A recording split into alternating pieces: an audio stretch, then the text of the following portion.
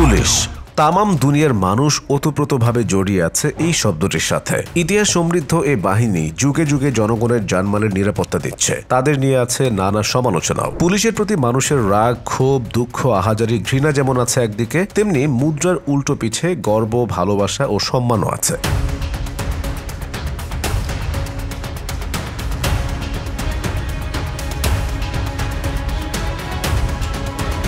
গত 5 আগস্ট শেখ হাসিনা সরকার পতনের পর 7 দিন পুলিশকে প্রকাশ্যে দেখা যায়নি। তাদের মনে যেমন ভয় আতঙ্ক ছিল, তেমনি কাজে ফিরতে বিভিন্ন ধরনের দাবিও উত্থাপন করেন তারা। এরই মধ্যে পোশাক, লোগো পরিবর্তন সহ অন্তর্বর্তী সরকার থেকে নানা আশ্বাস পেয়ে কাজে ফিরেছে পুলিশ। তবে এখন পুলিশের যে বিষয়টি সবচেয়ে আলোচনায় তা হলো কেমন হলো পুলিশের পোশাক। একসময় বাংলাদেশ পুলিশের পোশাকের রং ছিল খাকি। এই রঙের পোশাকের ইতিহাস ব্রিটিশ আমলের সঙ্গে জড়িত।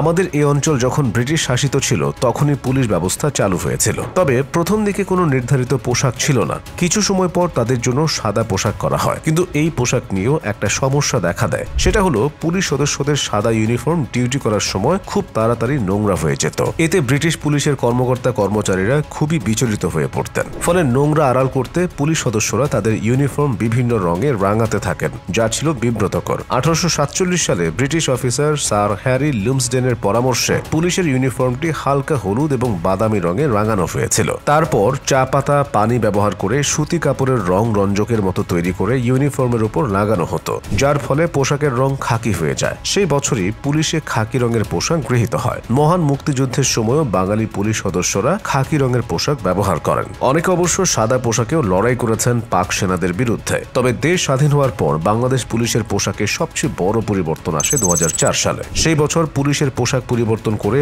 মহানগরগুলোয় হালকা জলপাই রঙের করা হয়। জেলা পুলিশকে দেওয়া হয় গাঢ় নীল রঙের পোশাক। র্যাবের কালো ও এপিবিএন এর পোশাক তৈরি করা হয় খাকি, বেগুনি আর নীল রঙের মিশ্রণে। এমনকি 2009 সালেও কিছুটা পরিবর্তন আসে। কোটা বৈষম্য বিরোধী আন্দোলনে পুলিশ বাহিনীর কর্মকাণ্ডের জন্য ক্ষুব্ধ পুরো দেশের মানুষই। তাই অনেক পুলিশ সদস্যই পোশাক নিয়ে অস্বস্তির কথাও জানিয়েছেন। এবার নিশ্চিত পরিবর্তন হলেও এই প্রসঙ্গটা পুরনো। 2020 সাল থেকে বাংলাদেশ পুলিশের পোশাক পরিবর্তনের বিষয়টি নিয়ে আলোচনা চলছিল। 2021 সালের শুরুর দিকে পুলিশের বিভিন্ন ইউনিটের জন্য বেশ কয়েকটি পোশাকের ট্রায়ালও হয়। তারপরও নানা কারণে নতুন পোশাক পায়নি বাংলাদেশ পুলিশের সদস্যরা। পুলিশ, র্যাব ও আনসারের পোশাক পরিবর্তনের কারণ জানতে চাইলে স্বরাষ্ট্র উপদেষ্টা বলেন, সবার মন মানসিকতা পরিবর্তন করা জরুরি। সেজন্য পুলিশ, র্যাব ও আনসারের পোশাক পরিবর্তন করা হচ্ছে। সংবাদ সম্মেলনে জানানো হয়, পুলিশের পোশাক হবে লোহা বা আয়রন রঙের, র্যাবের পোশাক হবে জলপাই বা অলিভ রঙের, আর আনসারের পোশাক হবে সোনালী গমের বা গোল্ডেন হুইট রঙের। ছাত্র জনতার অভ্যুত্থানে আওয়ামী লীগ সরকারের পতনের পর এবার পাল্টে যাচ্ছে পুলিশের পোশাক। গুলিতে শিক্ষার্থী ও সাধারণ মানুষ নিহত হওয়ার ঘটনায় অভিযুক্ত হয়েছেন